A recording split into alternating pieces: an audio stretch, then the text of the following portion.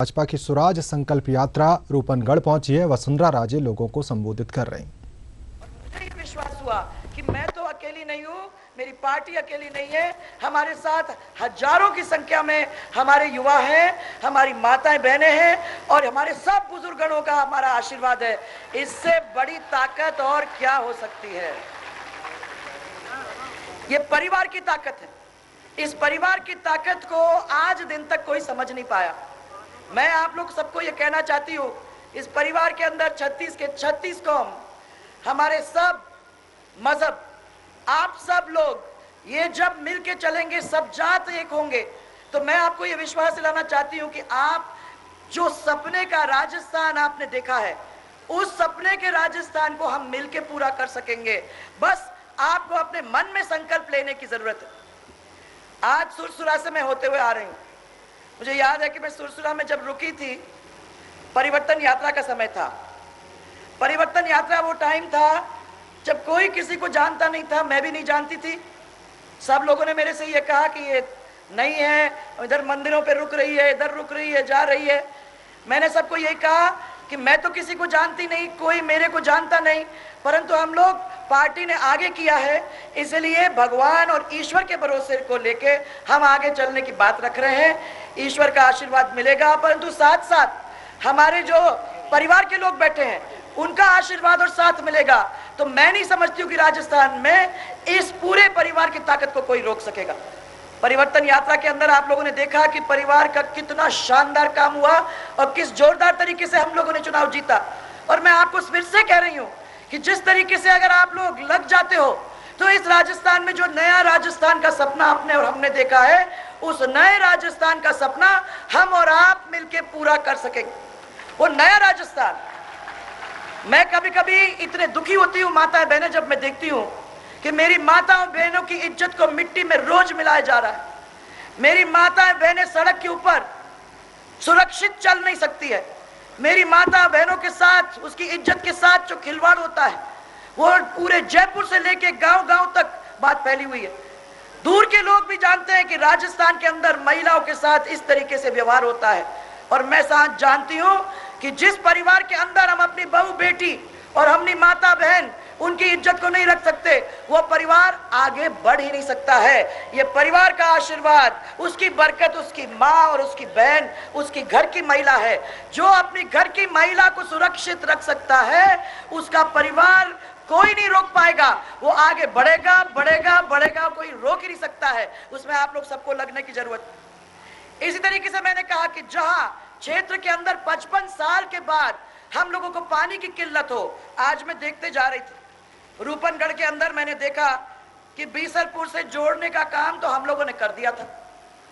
रूपनगढ़ तक तो हम लोगों ने पानी पहुंचा भी दिया था, लेकिन उसको गांव तक पहुंचाने की बात जो चली थी, जिसके लिए हमने अलग से पैसा किया था, वो गांव तक पानी पहुंचाने का काम 4.5 साल निकल गए। ये कांग्रेस सरकार नहीं कर पाई। शर्म है, शर्म आनी चाहिए उनको कि सब पैसे का इंतजाम करने के बाद, बीसलपुर के पानी का इंतजाम करने के बाद गांव तक नहीं पहुंचाई पानी। इससे और बुरी बात क्या हो सकती है माताएं बहनें? मैं जानती हूं, क्योंकि मैंने रास्ते भर में 2 महीने से महिलाओं को दुखी होते देखा है। और महिला ने मेरे से सिर्फ एक ही बात कही है। एक कुएं पे मेरे को रोक के बोली कि जरा ये पानी जरा कुएं में से निकाल के दिखाओ तो सही कि कैसी हालत होती है हमारी, आपको मालूम पड़ जाएगी। तो 1 मिनट के लगा मेरे को कि मैं भी जाके पानी निकाल पाऊंगी कि नहीं निकाल पाऊंगी। फिर भी हिम्मत करके गई। 4 महिलाएं खड़ी थी वहां, सब लोग वहां देखने को आ गए। मैंने बाल्टी तो चली गई, कोई मुसीबत नहीं रही। अब एक उसको बाहर निकालने का काम उतनी फुर्ती से करना पड़ेगा जितनी फुर्ती से सब लोग कर रही हैं। वहां थोड़ी सी मार खा गई, परंतु वो बाल्टी जब ऊपर आई और उसने मेरे को कहा कि ऐसी 3 बाल्टियां निकालनी पड़ेंगी। वो जाएगा घड़े में, वो घड़ा जाएगा सिर पे, और सिर पे लेके आपको 1 किलोमीटर पैदल चलना पड़ेगा। तो मैंने हार मान ली। मैंने कहा तुम ही कर सकती हो देवी, मैं नहीं कर सकती। और कैसे अपने घर में किया है आप लोगों ने आज तक। मैं दाद देती हूँ आप लोगों को, और मैं आपको सबको विश्वास दिलाना चाहती हूँ कि सरकार अपनी आएगी तो शुद्ध पर्याप्त पानी महिलाओं को घर में पहुंचाने के काम हम लोग मिलके करेंगे। ये मैं आप सबको विश्वास दिलाना चाहती हूँ। अब बिजली की हालत, मैंने जहां पूछा 2 महीने में, सब लोगों ने बोला मेरे को कि बिजली की हालत ही बहुत खराब है। माता बहनों से पूछा तो आपके लिए जो अलग से मैंने बिजली बनाई थी, जो अलग से लाइन आप लोगों को घरेलू बिजली के नाम से दिया था, वो घरेलू बिजली आज 24 घंटे नहीं आती, आज आती है 7 घंटे, 8 घंटे, 4 घंटे, 5 घंटे, और उसके बीच में बहुत ज्यादा ट्रिपिंग होता है कि नहीं? मैंने बनाया था ये कि आप लोगों को घर में बिजली मिले, बच्चों को पढ़ने के लिए बत्ती मिले, बाहर से थक के बांधे लोग जब आते हैं तो ठंडा घर मिले, जब खाना पकाती हो तो ठंडा घर हो, और आपका फ्रिज हो, कूलर हो तो वो भी आराम से चल जाए। ये सब चीजों को देख के मैंने कहा था कि बिजली लगनी चाहिए। आपकी तो मिलती नहीं है, और बेचारे किसानों की जो बिजली मिलनी चाहिए वो भी मैं बताना चाहती हूँ, पूछूंगी मैं आपसे। मेरे को ये बताया जा रहा है कि 10 बार तो कटौती होती है और मुश्किल से आपको 3 या 4 घंटे मिलती है, सही है क्या? 3 या 4 घंटे या ज्यादा? 3 या 4 घंटे। मेरे को ये बताया कि जो VCR है, उस VCR की वजह से सब लोग परेशान है। आज उसकी वजह से जो बिल 2000 रुपए के मिलने चाहिए या 5000 के रूप मिलने चाहिए, वो 10 गुना बिल के आते हैं। कहा 20,000 रुपया, कहा 10,000 रुपया, कहा 50,000 रुपया का बिल। किसानों को हाथ में अगर करंट लगता कहीं है तो वो हाथों में करंट लगता है और बिलों के द्वारा करंट लगता है, परंतु आपको सही तरीके से बिजली नहीं मिलती है, ये मैंने देखा है। इसके लिए मैं आपको बताना चाहती हूँ माता बहनें, हमने ये तय कर लिया है कि हमारी सरकार आती है तो आप लोगों को घर में 24 घंटे बिजली देके हम छोड़ेंगे। घर में आपको 24 घंटे बिजली मिलेगी।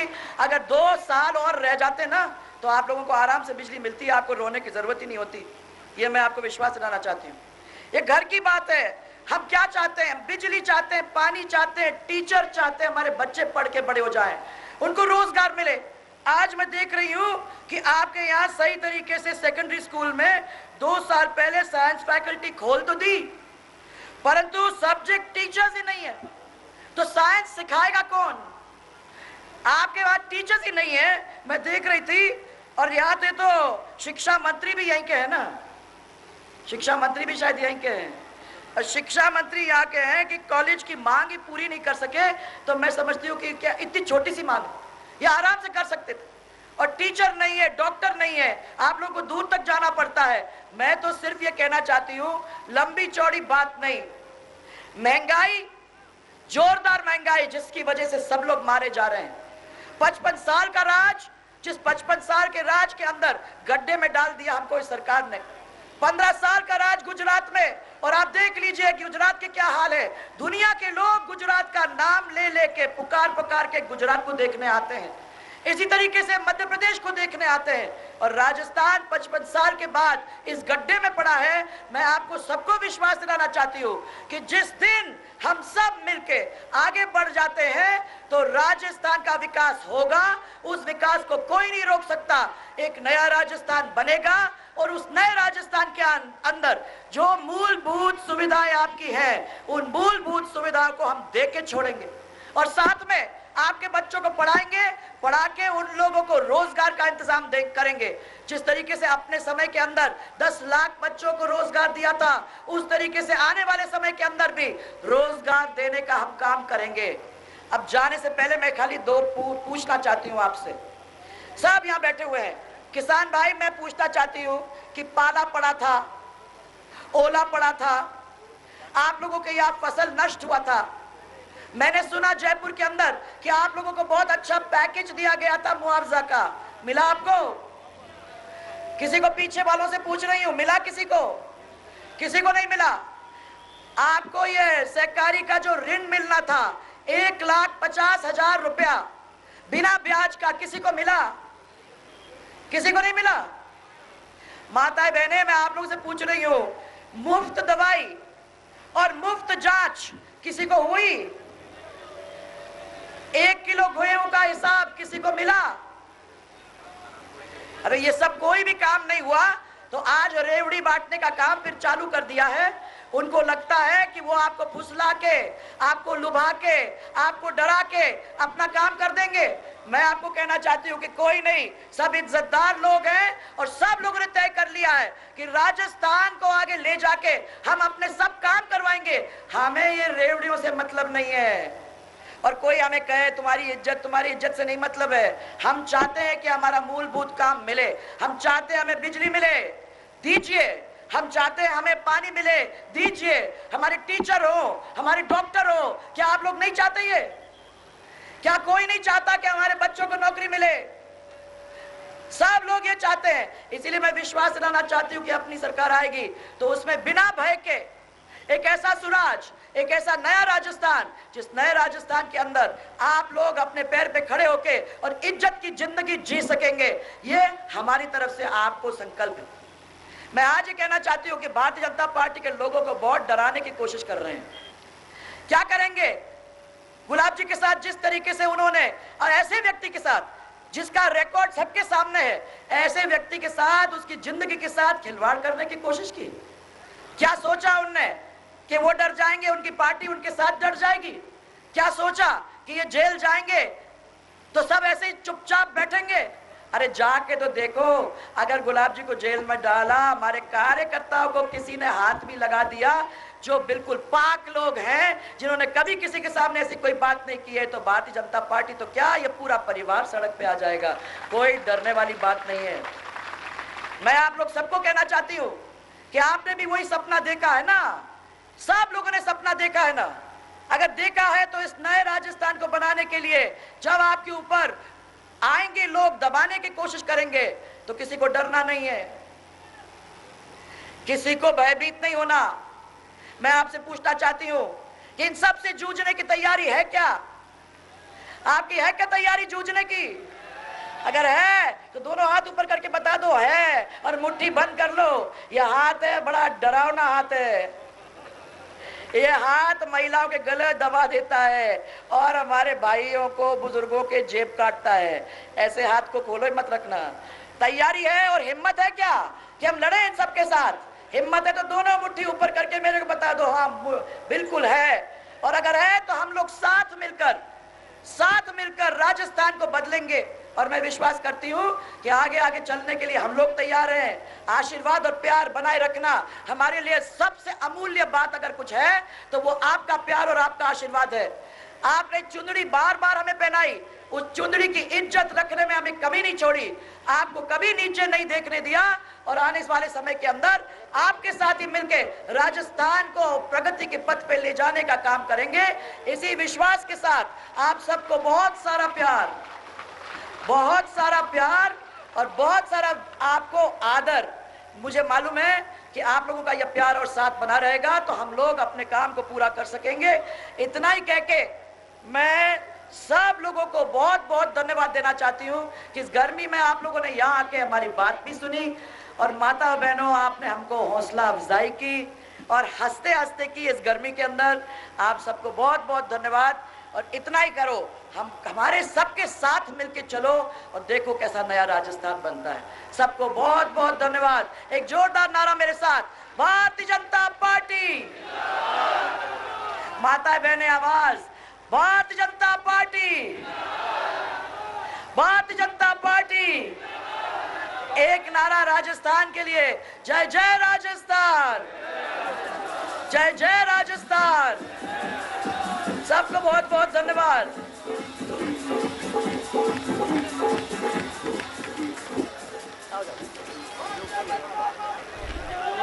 चलिए सीधा रुख करेंगे पर्वतसर का, जहां पर वसुंधरा राजे पहुंची हुई हैं।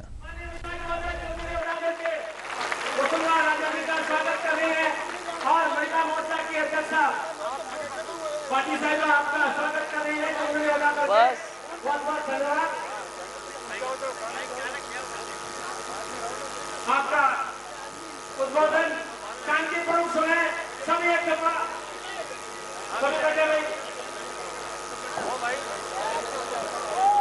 हो गया आपका। अब मैं सबसे निवेदन, राजस्थान की दशा और दिशा बदलने वाली हमारी लोकप्रिय वसुंधरा राजे जी के स्वागत में। अब हो गया, अब हो गया। अच्छा, अब हो गया ना, फाइनली हो गया। चलो, आदरणीय हमारे प्रतिपक्ष के नेता गुलाब जी भाई साहब, भारतीय जनता पार्टी के राष्ट्रीय उपाध्यक्ष सतपाल जी, भारतीय जनता पार्टी के राष्ट्रीय सचिव भूपेंद्र जी, हमारे पूर्व केंद्रीय मंत्री कैलाश जी और पूर्व मंत्री सांवरलाल जी और यूनुस खान साहब, इस क्षेत्र के विधायक श्री मान सिंह जी, फिर हबीब साहब, बाहर से आए हुए मोहन जी और रणवीर जी, यहाँ के मंडल अध्यक्ष ओम जी और उमेद सिंह जी, पर्वतसर के मेरे कार्यकर्ता बंधु और नेतागण, और इतनी अच्छी संख्या में आई हुई सब मेरी माताएं बहनें, आपको सबको प्रणाम करना चाहूँगी और आभार व्यक्त करना चाहूँगी कि आप लोगों ने आज आके मेरे सिर पर हाथ रख के प्यार देकर, अपना आशीर्वाद देकर मेरा हौसला अफजाई किया, हमारे पार्टी की हौसला अफजाई की। उसके लिए मैं आपकी बहुत बहुत आभारी हूँ। धन्यवाद, आप यहाँ आए और आपने ये प्यार दिया।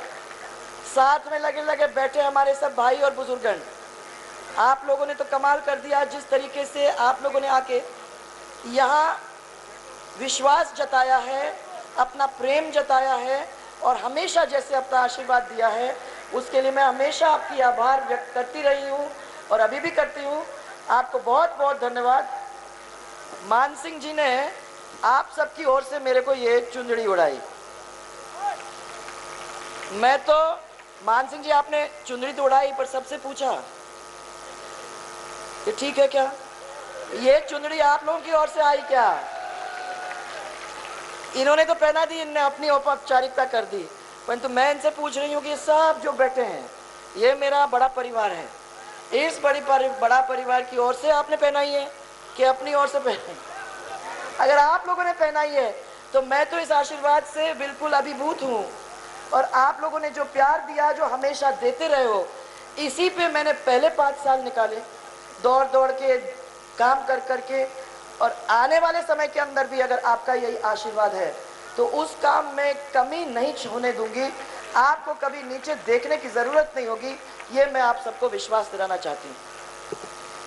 मैं पहले पर्वतसर से ही शुरू करूँगी क्योंकि मुझे मालूम है कि ये मान जी कितने बार विधानसभा के अंदर और कितनी जोरदार तरीके से आपकी आवाज़ उठाने की कोशिश करते हैं, परंतु सब कुछ करने के बावजूद भी पर्वतसर क्षेत्र को डार्क जोन घोषित करने के बाद पेयजल और सिंचाई की बहुत भारी संकट हो गई है। मेरे को बताते हैं, बहुत जोरदार संकट हो गया, तो सही है क्या?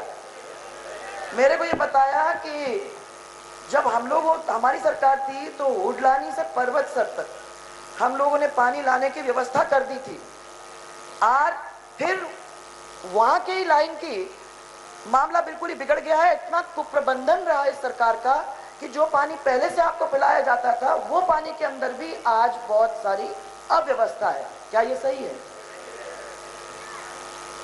पर्वतसर शहर के अंदर, और ये मेरे को बता रहे थे, मैंने कहा कि ऐसा हो नहीं सकता, पर्वतसर शहर के अंदर 48 घंटे में सिर्फ एक बार पानी सप्लाई मिल रहा है। माताएं बहनें, क्या ये सही है? 48 घंटे में एक बार, और डार्क जोन होने की वजह से आप लोग कोई हैंडपंप नहीं, कोई कुआं नहीं खोद सकते, ये भी सही है, मुझे मालूम है। और ग्रामीण क्षेत्र के अंदर तो फ्लोराइड युक्त पानी की जोरदार समस्या है। क्या ये सही है? क्योंकि मैंने आज कई लोगों से जब मुलाकात की तो मैंने देखा है दांत के अंदर वो आ जाता है रंग और एक कुबड़ापन आ जाता है इलाके के अंदर। ये बहुत ही डरावनी बीमारी है और मैं सुन रही हूँ कि लोगों को परेशान होकर फ्लोराइड युक्त पानी पीना पड़ रहा है। आज ये स्थिति आ गई है, वो कितनी शर्म की बात है, मैं आपको क्या बता सकूं। इसी तरीके से हमने ये कोशिश की थी कि इंदिरा गांधी नहर से इस क्षेत्र में भी पानी लाने की योजना होगी। मैंने कहा था कि फर्स्ट फेज में नागौर ले जाऊंगी मैं पानी, और 800 करोड़ की जो योजना थी उसको अपने समय तक हम लोगों ने जाके नागौर तक पानी पहुंचा दिया है। सब लोग बैठे हुए सब जानते हैं, आप लोग जानते हो कि पहुंच गया वो। परंतु उसके बाद जो काम था ले जाने का, अपनी सरकार चली गई और पानी वहीं का वहीं ठप हो गया। मैं जायल में देखा, माता सुख माइंस का जो पानी निकलता था, अथाह समुंदर है, उसको साफ करके, अच्छी तरीके से साफ करके अगर पीने का पानी पहुंचा देते तो मैं समझती हूँ कि जायल जिसको पानी की कभी सोच ही नहीं था, उनको आराम से पानी मिल जाता। परंतु मेरे पास जो रिपोर्टिंग आ रही है वो मेरे को बता रहे हैं लोग कि ऐसा गंदा पानी जा रहा है, उसकी सफाई नहीं हो रही है, और जो लोगों के पास जा रहा है उसके अंदर कोयला की बदबू आती है। ऐसा काम भी ये सरकार नहीं कर पाई। मैं तो समझती हूँ कि अगर नागौर का पानी आगे बढ़ जाता, अपने राजस्थान कैनाल का पानी आगे बढ़ जाता, तो पीने का पानी नहीं परंतु सिंचाई की भी मुसीबत आप लोगों की हट जाती। ये सपना मेरा था कि ये पानी पूरे नागौर के इलाके के अंदर घूम जाएगा, कहीं ना कहीं से हम सबको पीने के पानी और उसका इंतजाम कर देंगे। तो जो जिस चीज के लिए 65 साल से आदमी मरते आ रहा है और ये किसानों का क्षेत्र है, ऐसे क्षेत्र के अंदर आज अगर फिर भी पीने का पानी नहीं है और मूलभूत सुविधाएं नहीं मिल रही हैं, तो फिर ऐसी सरकार लानत है। इसको इस कुर्सी पे बिठा के क्या हम लोगों को फायदा मिलता है, मुझे समझ में नहीं आया। फिर क्या चाहते हैं किसान? सबसे ज्यादा किसान चाहता है कि बिजली हमको सही टाइम पे मिले। मुझे सब बता दो कितना भारी संकट है बिजली का। और चलिए अब रुख करते पर्वतसर का, जहां पर इस वक्त वसुंधरा राजे जनसभा को संबोधित कर रहे हैं। लोगों को नौकरी मिल रही है। हम लोगों के समय में राजस्थान नरेगा में नंबर 1 था पूरे देश में, और 26 लाख लोगों को नौकरी दी थी। 1 लाख नहीं, 26 लाख लोगों को नौकरी दी थी। अब पूरा टाइम दिया था, उन लोगों को लुगड़ी भी मिली, उन लोगों को उनके पूरे 100 रुपए दिन के भी मिले, और उन्होंने राजस्थान की परिसंपत्ति को बना के 5 साल में राजस्थान को बीमारू प्रदेश से निकाल के बाहर खड़ा करने का काम वो 26 लाख लोगों ने हमारे साथ मिलकर भी किया था।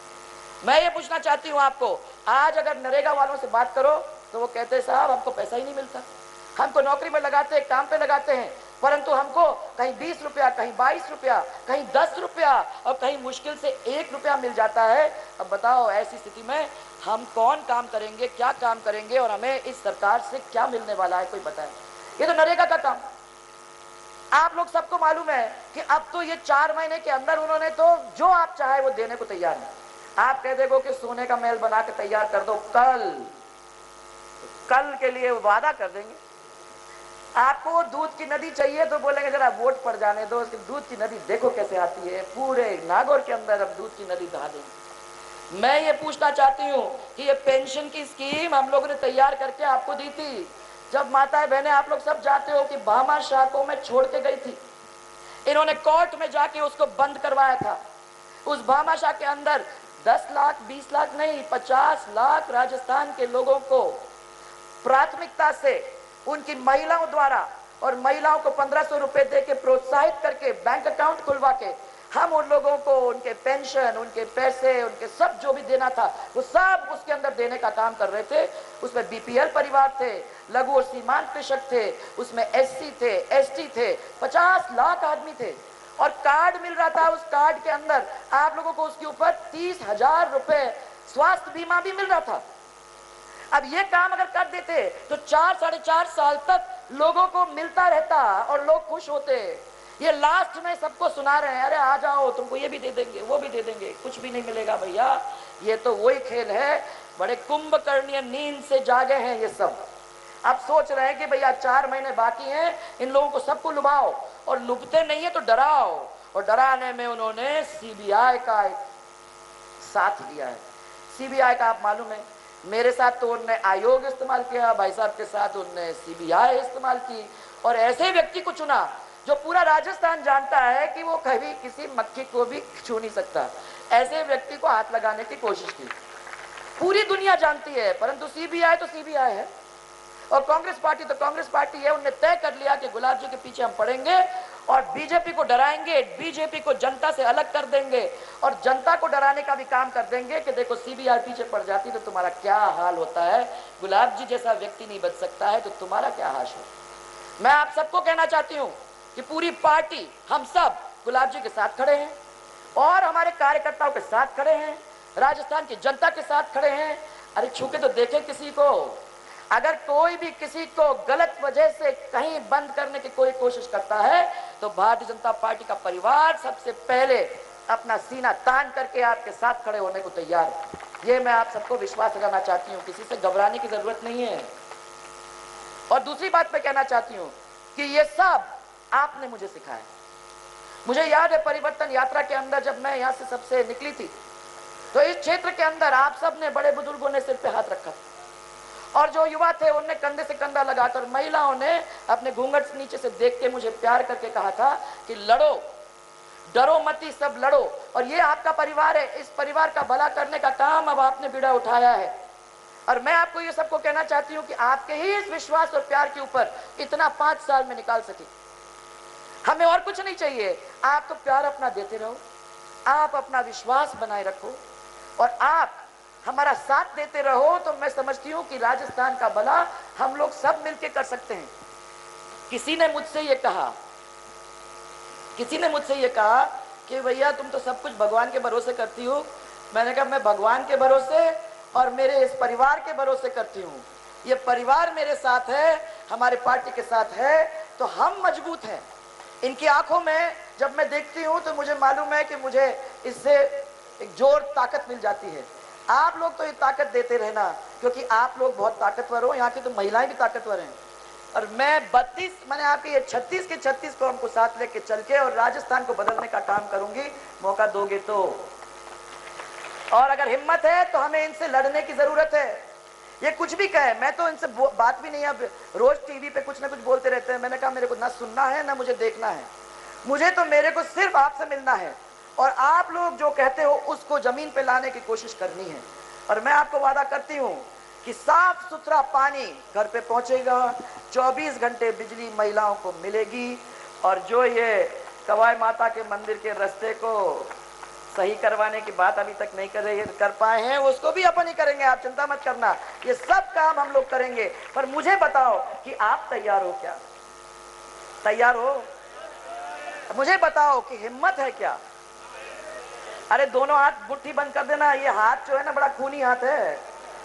इस हाथ ने तो महिलाओं की इज्जत लूटी है, इस हाथ ने तो महिलाओं के साथ अत्याचार किया है, इस हाथ ने तो आपके जेब काटे हैं और काट रहे हैं। इसलिए इस हाथ को तो मुट्ठी बंद करके बताओ मेरे को तैयार और हिम्मत हो क्या? हिम्मत है? लड़ेंगे? तो एक जोरदार नारा मेरे साथ, भारतीय जनता पार्टी, भारतीय जनता पार्टी। एक परिवार के रूप में लड़ेंगे, एक परिवार के रूप में अपनी एक आवाज से लड़ोगे तो फिर जोरदार नारा, जय जय राजस्थान, जय जय राजस्थान। आपका स्वाभिमान, राजस्थान का स्वाभिमान, हम सब मिलकर साथ चल के इसको वापस लाने की कोशिश करेंगे।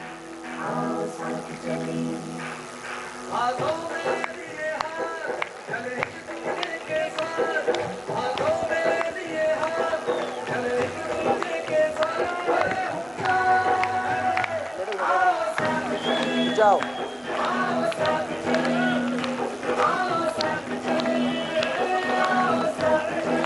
सब माताओं को, सब बच्चों को, सब भाइयों को और सब बुजुर्गों को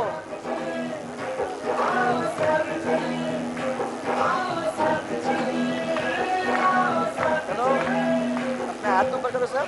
हाँ, सब लोग, सबको बहुत बहुत धन्यवाद।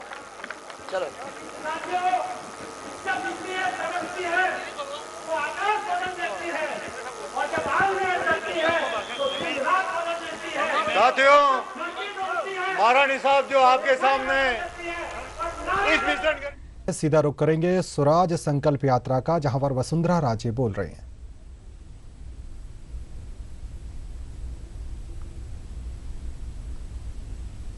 और मैं ये कहना चाहती हूँ कि ये राशि चुकाना किसी के लिए भी शायद ही संभव होगा। सरकार को इसकी पैरवी करना चाहिए, इसकी पैरवी करेंगे और मैं समझती हूँ कि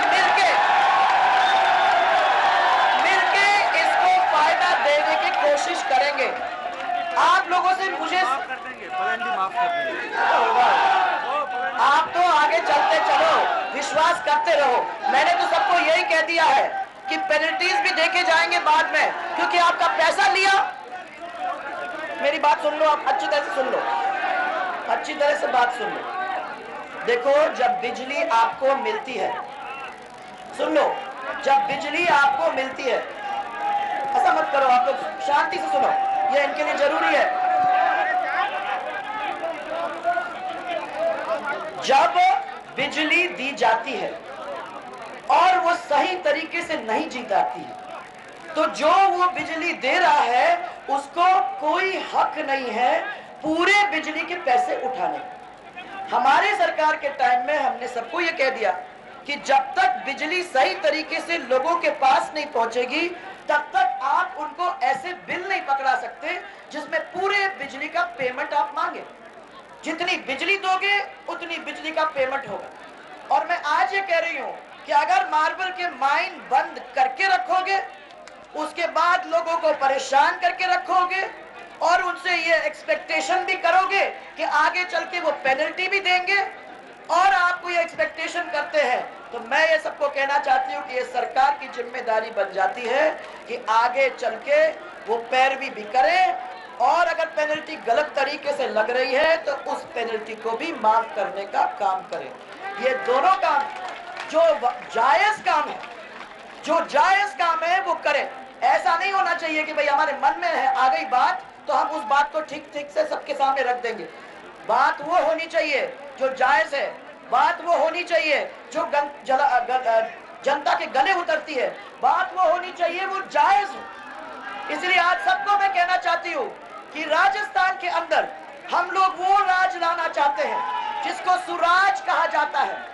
एक ऐसा राज लाना चाहते हैं जिसमें एक नया राजस्थान का सपना, एक नया राजस्थान बने, एक ऐसा राजस्थान बने जिसको लोग इतिहास की किताबों में नहीं पढ़ के, परंतु यहाँ आके राजस्थान के अंदर राजस्थान को देखने आए, दूर दूर से आए और ये कह के आए कि एक था राजस्थान जिसको